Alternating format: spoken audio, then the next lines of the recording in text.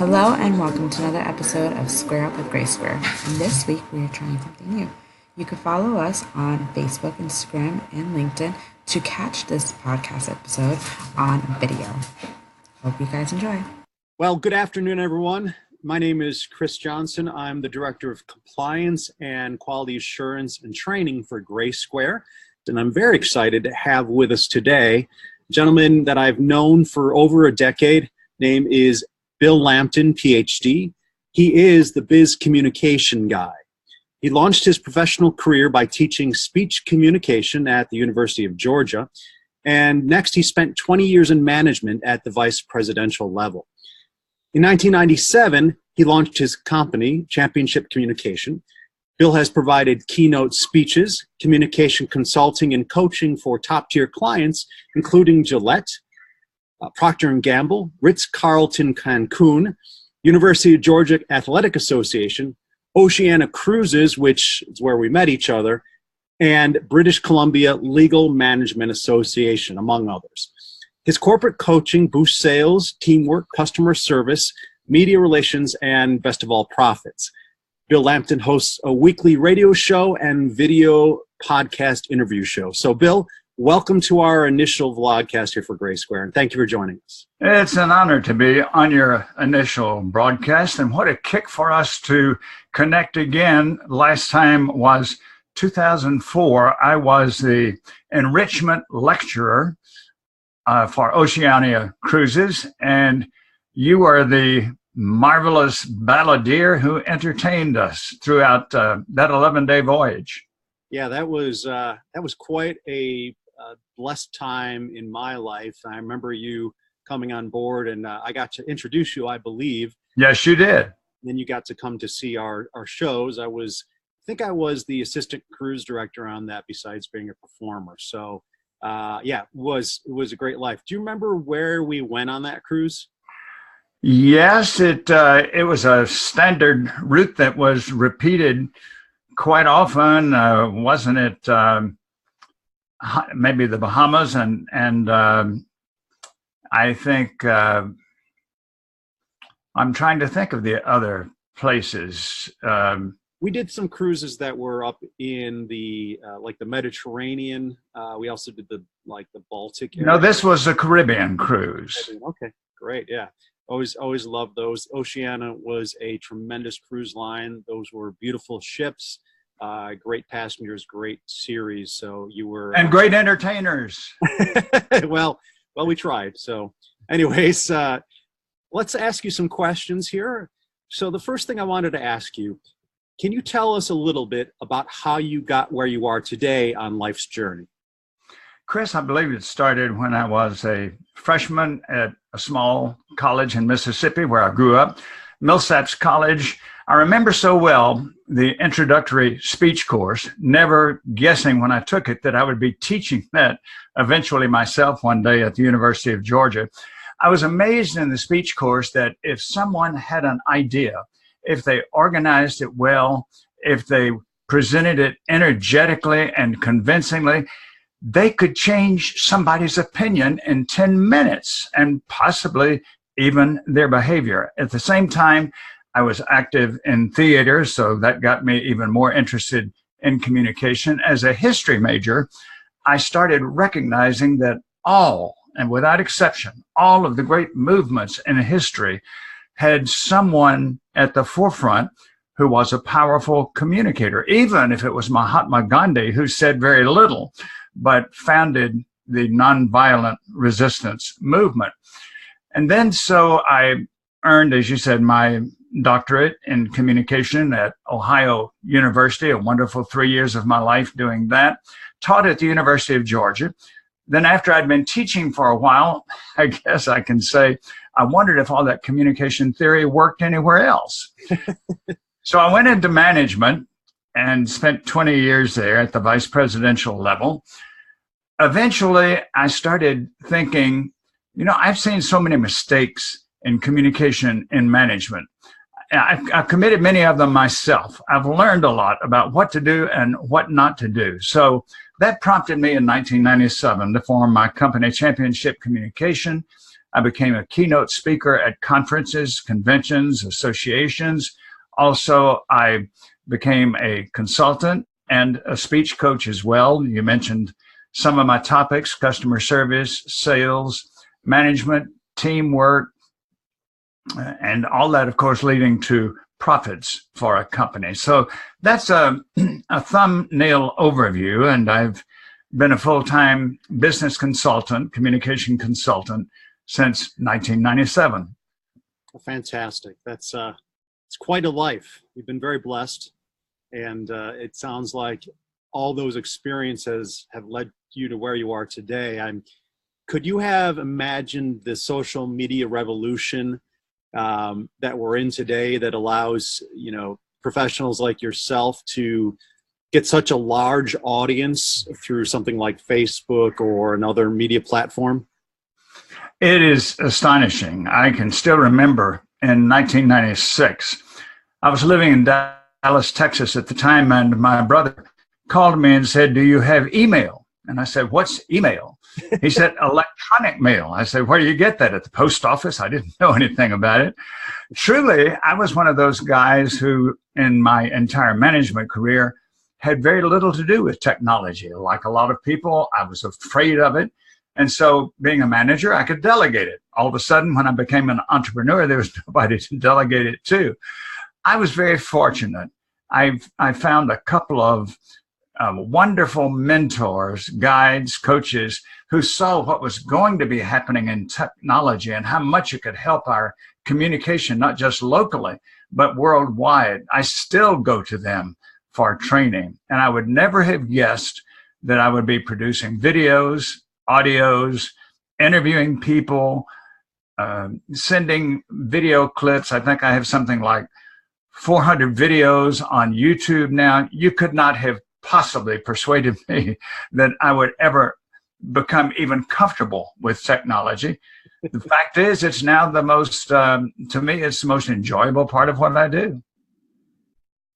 Well, that's great. I mean, I've seen your videos on Facebook. I will admit I haven't checked out your YouTube channel, but at the end of this interview, please make sure you give us all that information. So you got some great content on Facebook that I know about, that I enjoy watching. So thank you. I try to. In fact, my videos on YouTube recently, I've shaped them into shorter presentations. People used to watch 15 and 20-minute videos. The videos I try to produce twice a week now are 2 minutes in length. And of course, that way you can get them on Twitter as well. Yeah, short attention span now. Mm-hmm. You got to pack it in. We've noticed. Yeah, exactly. So let me ask you another question here. What was a lesson you learned early in life that stuck with you to this day? As happens with a lot of those lifelong lessons, Chris, this was a rather painful lesson. I was working in a warehouse in South Mississippi, and of course, in the summer, we were unloading trucks and railroad cars full of fertilizer and seed and feed. It was a very hot, demanding job. I remember one day, a couple of the guys that I worked with said, "Bill, we're going to lunch. Can you handle the place all right?" Well, of course, I was 15 years old. I could handle anything. We all think that when we're 15. So the farmer backs his truck up to the loading ramp and hands me a slip of paper. And I quickly realized that I need to go get 10 sacks of fertilizer for him. Those things weigh 100 pounds each. Now, the logical way to do it would be to load 5 on one, what we call a little dolly, and take it out there. But no, I was very brash, and so I put all 10 on there, took them out there, unloaded them, threw them into the back of his pickup truck. And he never said a word while I was doing it. And then he said, "Sonny, you got to take all those back." And I said, "What in the heck do you mean I got to take all of them back?" He said, "Look and listen next time when somebody gives you an order. I didn't say I wanted 10 sacks of fertilizer. I said I wanted 10 pounds. So I had gone through an entire laborious, almost back-breaking, full of sweat exercise to learn a valuable lesson, and that is, listen carefully when somebody gives you instructions. He said to me as he was about to leave, "Sonny, you might hate me right now, but I bet you'll remember this. And he was right. So that was a lesson that has stuck with me. And Chris, that's one reason in every seminar and every speech and in many of my articles, I stress the importance of listening in communication, whether it's personal or whether it's business. Yeah, well, A tough lesson. yeah, I remember doing some manual labor when I was in my teen years, and that fertilizer, I actually worked for a guy who did landscaping with a big hydro seeding truck, and those bags of seed and fertilizer were heavy. So I totally appreciate the 1,000 pounds that you put in the back of this truck. And then I had to get back out of the truck. That's amazing. Yeah, that makes it even better. Right. So here's one for you. If you could recommend one book to somebody who's in their 20s now, what would it be and why? I can answer that very quickly because it's a book that has meant a lot to me, to people that I recommend it to, and that's Shad Helmstedter's book, What to Say When You Talk to Yourself. This has been a bestseller for a long time with very good reason. His theme in the book is that we shape our lives by our self-talk, so that if we get up in the morning and we say, oh, what a lousy day this is going to be, we're right. It will be. And if we say, I'm clumsy, we probably will become clumsy. All successful people have recognized that the power of our self-talk directs and shapes our destiny. And the fortunate thing is we are in control of that. We can decide. A motivational speech that I've given and that I love to give is called Always Push the Up Button. I say life is like an elevator. Every morning when you get out of your bed, don't imagine that you're in your bedroom in your comfortable house. Imagine you're in an elevator. You've got two buttons there you can select from. If you push the down button, work is going to be pretty darn tough. Your family life might be. You'll feel bad all day long. But if you push that up button, so I highly recommend Shad Helmstedter's What Do You Say? What to Say When You Talk to Yourself. Very valuable. I think that's a brilliant recommendation. I remember, I believe I read that years ago when I first got into like multi-level marketing. Yes. Into sales stuff. You know, that's one of the big hitters there. And that is so valuable today, especially in this social media world where, you know, you post something on Facebook or Instagram or one of those sites, and people will just criticize you, condemn you, just pick apart every little thing you do. Especially if it's politics. Yeah, especially if it's politics. I never do that. I wouldn't either. No. But, you know, and I was listening to a gentleman by the name of Jonathan Haidt recently. I love his works. He's a behavioral psychologist, I believe. He works in New York, I think at Columbia. And he does a lot of work about how modern communication can be, especially on social media, can be so harmful to the adolescents.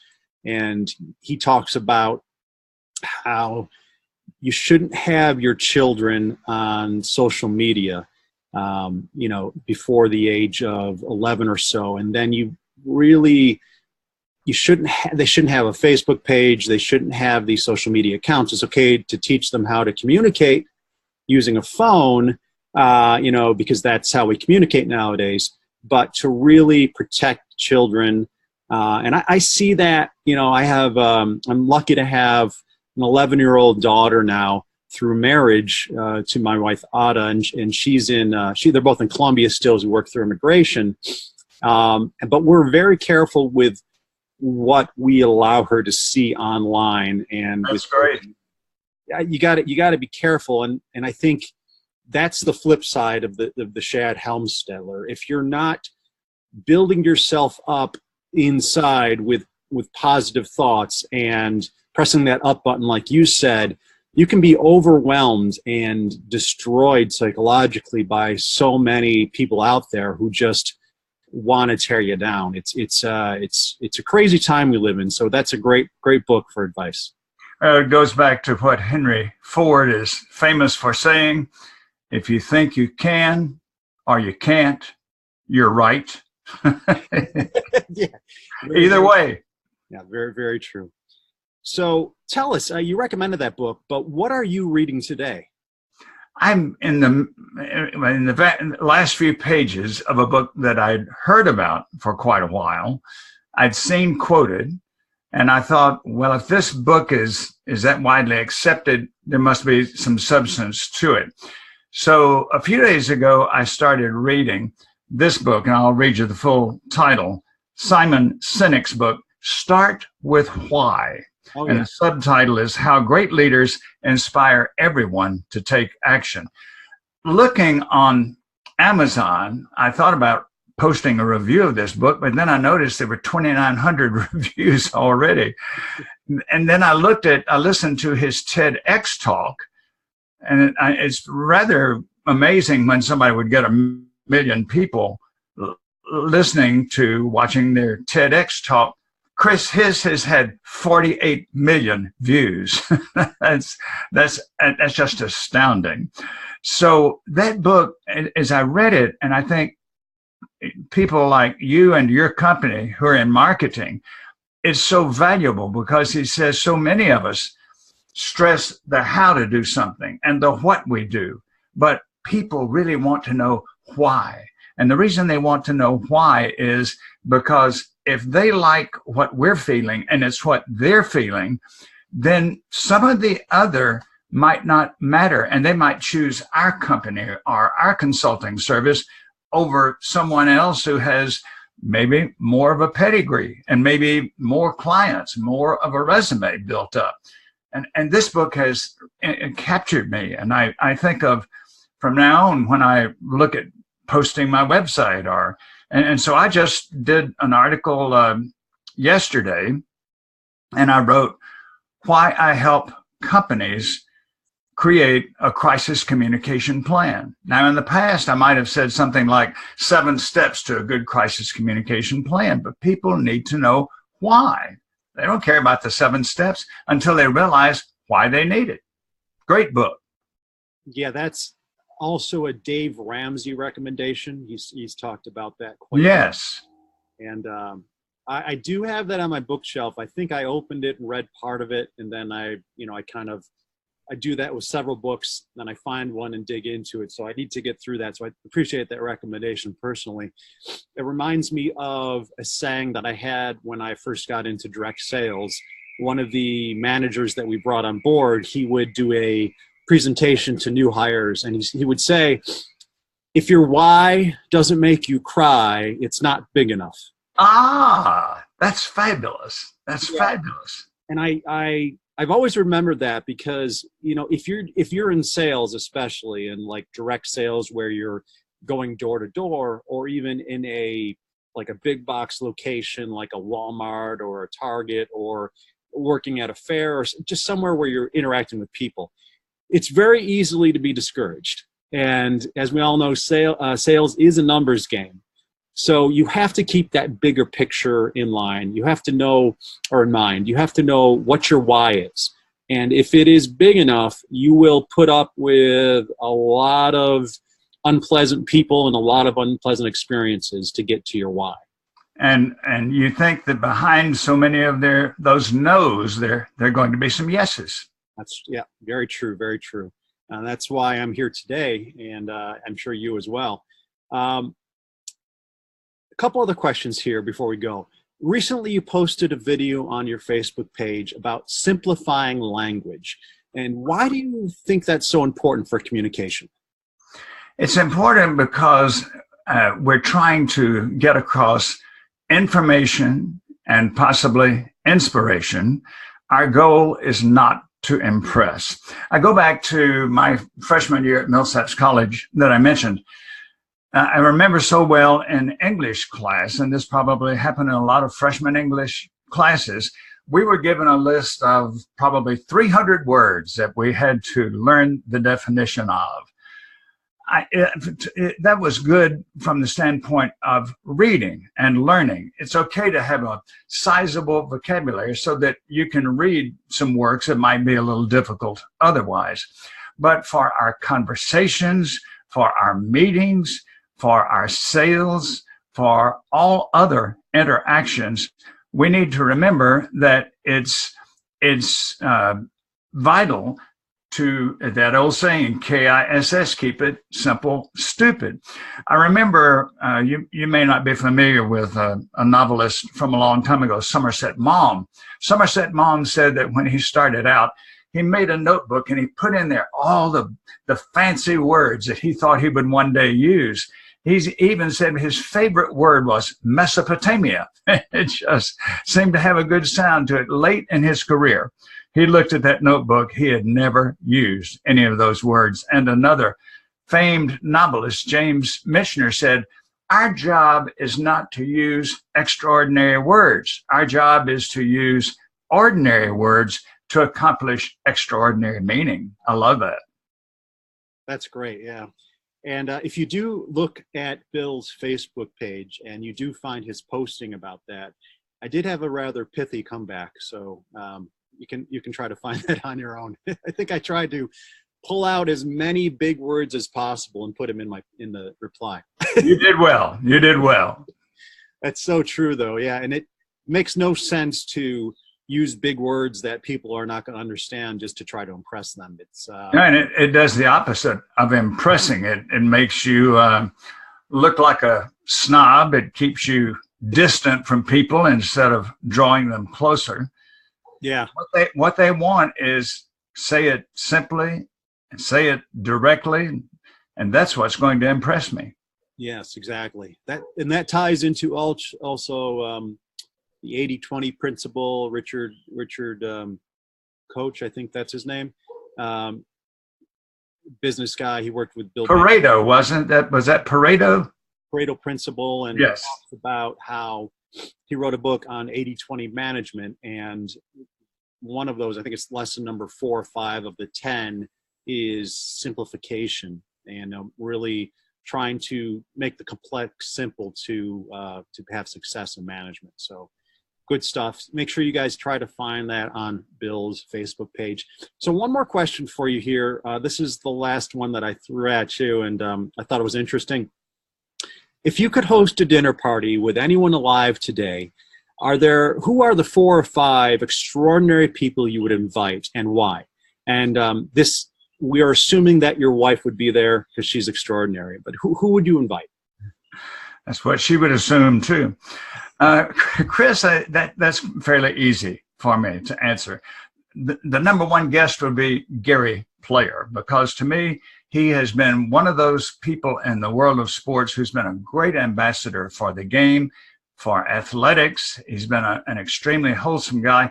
I had the privilege of interviewing Gary Player once when I co-hosted a PGA golf tournament. He was a grand interview. I've always admired him. A second one is somebody that won't surprise you because you've seen him mention him. I would love to have Engelbert Humperdinck at my dinner. I first saw Engelbert around 1970 when he had just hit it big. At 83, he's still touring, and he has, to me, some of the greatest ballads that were ever recorded. Many people don't know that a lot of those ballads started out as country music songs, but he turned them into romantic ballads.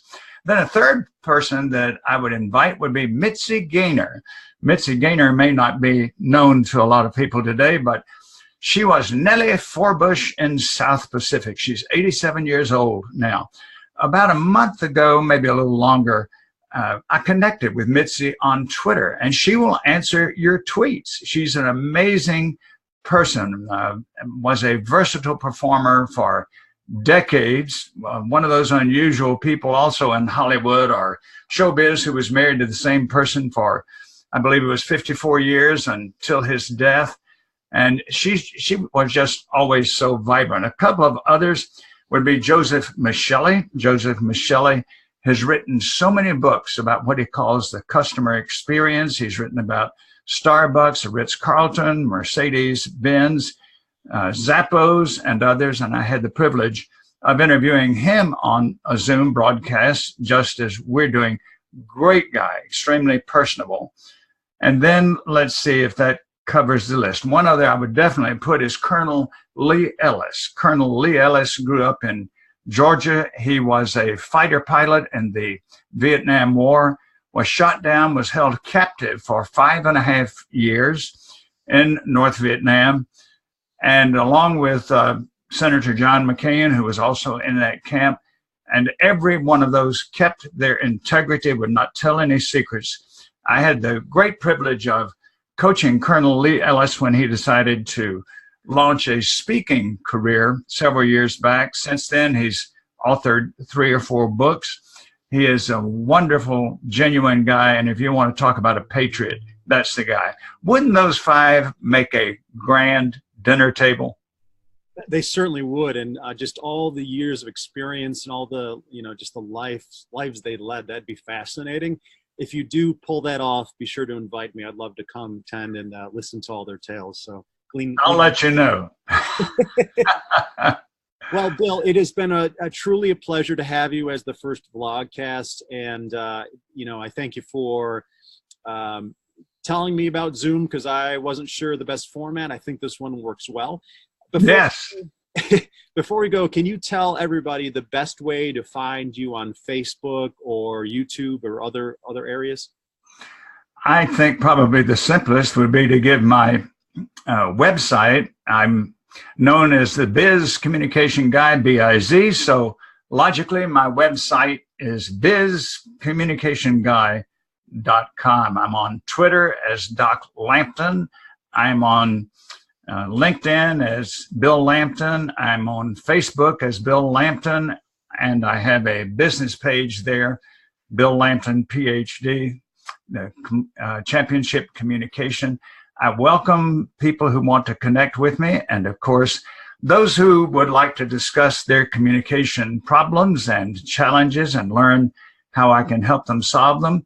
My phone is 678-316-4300. Chris, a wonderful privilege to reconnect with you, and we're going to have some phone conversations to do some more catching up. Congratulations on all that you have achieved in life and in your personal life as well. Well, thank you so much, Bill, and I hope you have a great day down there in Georgia. For those watching, we'll put Bill's links into the description page of the vlogcast that will be on GraySquare, GraySquare's Facebook page. And thank you, Bill. Have a great day.